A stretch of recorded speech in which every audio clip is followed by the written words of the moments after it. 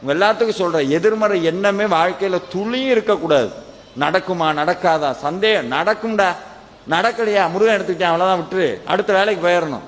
சும்மா அதையே போட்டு தொங்கிக்கிட்டே இருக்கக்கூடாது. சில பேர் வீட்டில் ஒரு செத்த எலி இருக்குன்னா என்ன பண்ணுவீங்க? அப்படியே வச்சிருப்பீங்களா? என்ன பண்ணுவோம்? தூக்கி போட்டுருவோம். ஒருத்தன் வீட்டுக்கு வந்திருக்கான், எலி செத்து போச்சு, செண்டு அடிச்சிருக்காங்க வீட்டை சுற்றி, எங்கே கிடக்குன்னு தெரியல, செண்டு அடிச்சிருக்காங்க நல்லா படபட படபடன்னு. வீட்டுக்கு வந்து உட்கார்ந்துருக்காங்க. ஒரு அரை மணி நேரம் கழிச்சுன்னு உட்கார முடியல அவங்கனால. ஏன்? நாத்து அடிக்க ஆரம்பிச்சிருச்சு. அப்புறம் புரிஞ்சிருச்சு, செத்த எலி இருக்கிற வரைக்கும் வீட்டுக்குள்ள வாசம் அடிச்சுக்கிட்டே தான் இருக்கும். நம்மளுடைய கடந்த கால வாழ்க்கையும் கடந்த கால எண்ணங்களும் செத்த எலிதான். அதை உள்ள சுமந்துக்கிட்டு இருக்கிற வரைக்கும் நாத்த அடிச்சுக்கிட்டே தான் இருக்கும். எப்போ தூக்கி அப்படி வீசுறமோ அப்பவே வாழ்க்கை சந்தோஷமா இருக்கும்.